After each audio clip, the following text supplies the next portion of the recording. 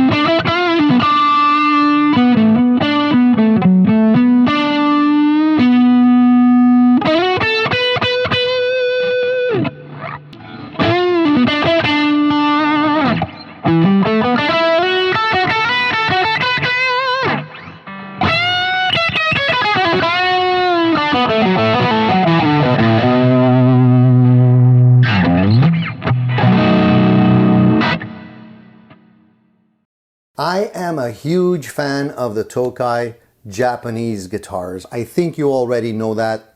Full disclaimer, I have 3 of these. The first one, I believe, is probably my favorite Les Paul style guitar in my collection. You've probably seen that in a previous review. Honestly, I have a couple of Gibson Les Pauls as well, and I play my Tokai, and it just makes me smile. So the 95F refers to flame maple top here, and I think you can see that nice flame in this top. Beautiful finish, beautiful sunburst. There's a lot of misconceptions about the Tokai guitars because they are kind of rare in North America. Many times you have to buy these guitars straight from Japan. There are a few dealers that sell them on eBay and Reverb and whatnot, but when they pop up in your area locally, please pay attention. These guitars are just offer so much bang for your buck, and they're still relatively inexpensive compared to the Gibson guitars. So I have nothing against Gibson guitars. I know a lot of people enjoy them. I enjoy them too. These Tokais are different. There's something about them. And I don't know if it's just that I get along with the neck shape more, but I can play these guitars all day long. They make me smile. And most of the time, I'm grabbing these guitars as opposed to my Gibsons. So that says a lot in my opinion. So let's go over the specs on these guitars so I can kind of explain to you what you can expect from a Japanese Tokai. Please don't confuse the Japanese versions with the Korean versions, because the Tokai Korean versions are not bad guitars, but it's a lower end guitar. I would say it's the equivalent of the Epiphone line when you're thinking about Gibson, right? So the tops on the Korean guitars are usually not a solid top like you get in these ones. It's usually it's a veneer, and I think the woods involved with the Korean made models are inferior to the Japanese ones as well. You can usually spot a Korean made Tokai because the truss rod cover has 3 screws as opposed to 2.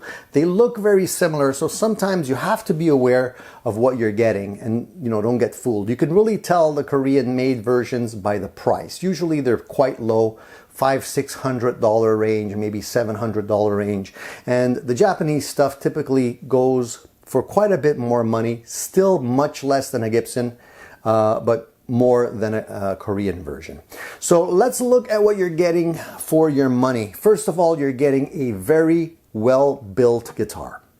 Compared to my Gibsons, and I hate to do this, but I'm going to be comparing to my Gibsons quite a bit in this video, because what else can I compare to it? We can honestly see that these guitars are a direct copy. I don't know if you can consider them a lawsuit guitar, but I don't know how they get around the copyright issues, because from the headstock all the way to the body shape, it's pretty much a one-to-one representation of a Gibson Les Paul.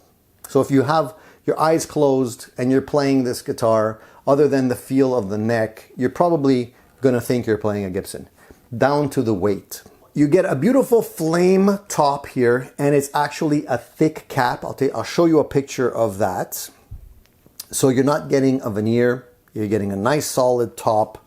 The weight on these guitars is a little over 9 pounds, probably 9 pounds, 8 ounces or so. So it's really in the ballpark of what you would be getting on any standard Les Paul style guitar. Not extremely heavy. So the headstock here is an open book Gibson style headstock. Shaped exactly like a Gibson. If I look at it from the back, I wouldn't be able to tell that it's not one of my Gibsons. Right down to the Kluson style tuners, vintage looking tuners here. You have a 2-screw truss rod cover, a standard truss rod in there that looks like the same thing you would be getting in a Gibson. Yes, it does have a bone nut that comes standard. It does have the binding on the side of the neck, and the neck is a beautiful rosewood. Same type of inlays that you would be getting on a Les Paul style guitar. And the neck feels extremely good to me. And I think this is why I'm gravitating towards these guitars so much, because they just feel great. They're a little, just a smidge, and I don't know how you can quantify smidge in terms of a measurement, but just slightly more round than my Gibsons, and they just feel great in my hands. So they're not bulky at all, but they just feel perfect for me, and I think this is why I love them so much. So when you play these guitars, the feel on them is great. The pickups in these guitars are the Tokai versions of the PAF, really. It's the MK style pickups in here. So for those of you that might know a little about Tokai, those are sort of their version, I guess, of the PAF style pickup.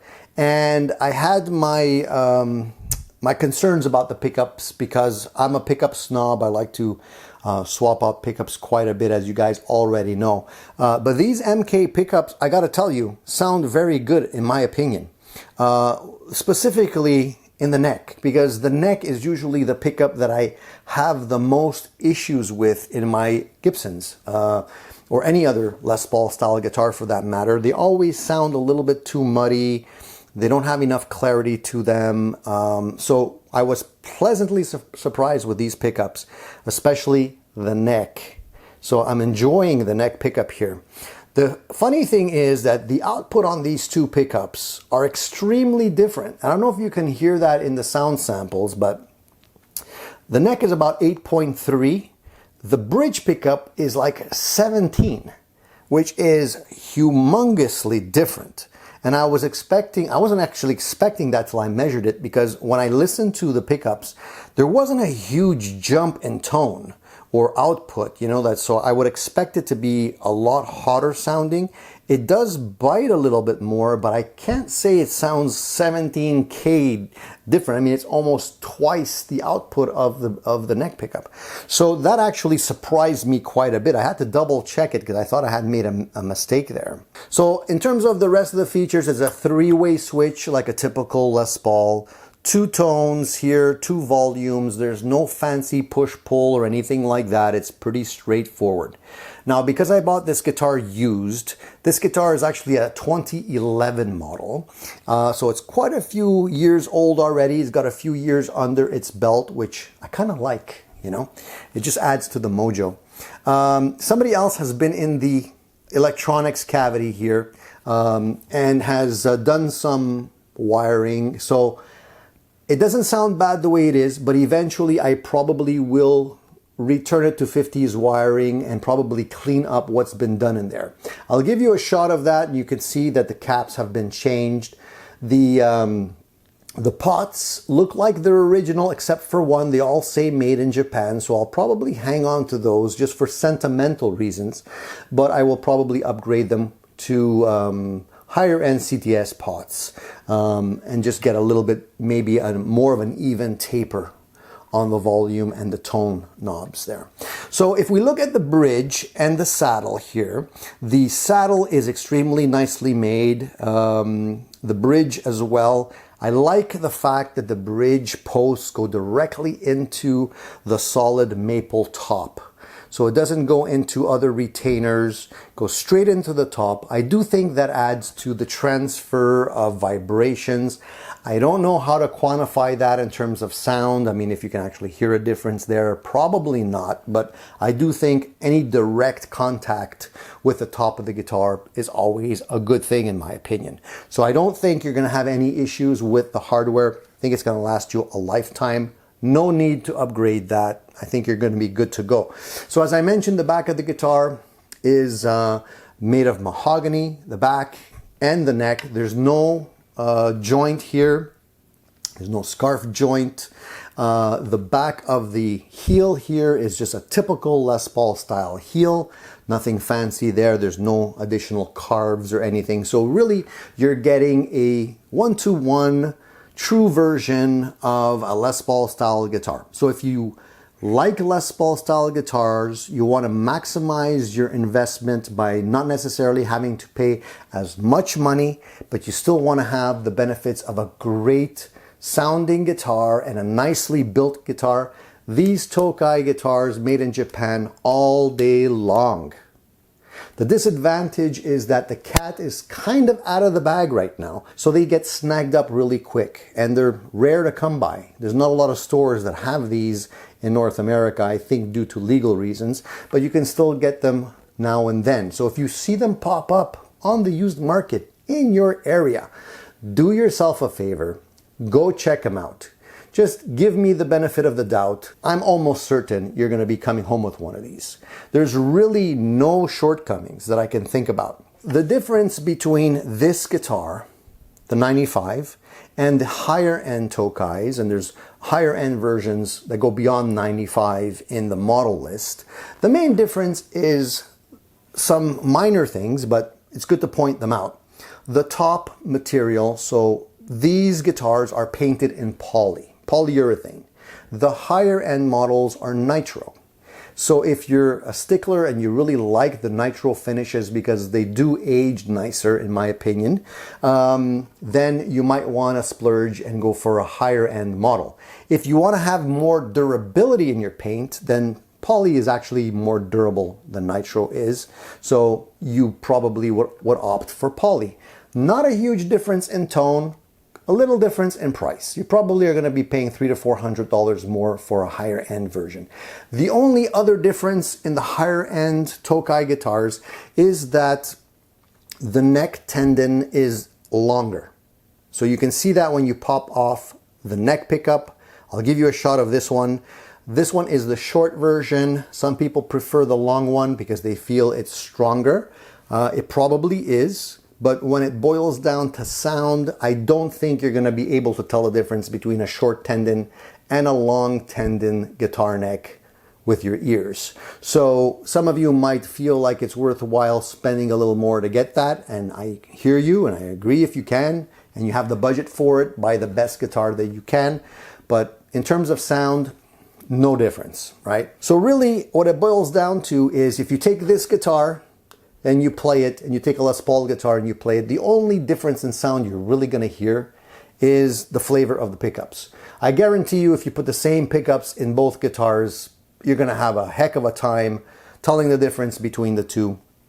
In some cases, you might actually feel like the Tokai feels better when you play it, like I do. So I hope that sheds some light in terms of these guitars, what you can expect from them. And I hope it's sort of giving you the taste to go and try some of these guitars if you have an opportunity.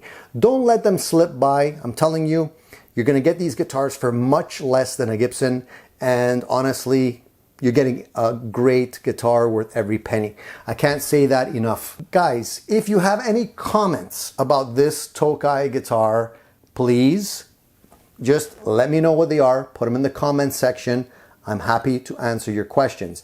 If you want to talk live every Sunday, 10 o'clock Eastern Standard Time, Addicted to Gear goes live on the same channel, so you can ask your questions about any of my videos there. If you have any guitar related or gear related questions, that's where we answer the questions. If you like the content that we're putting together here, I'm not saying I'm the best YouTuber or the best guitar reviewer out there, but I try my best to represent the gear accurately and honestly. So if you enjoy an honest review, hit the little bell icon, consider subscribing. Stay tuned, there'll be more right here on Addicted to Gear. See you soon.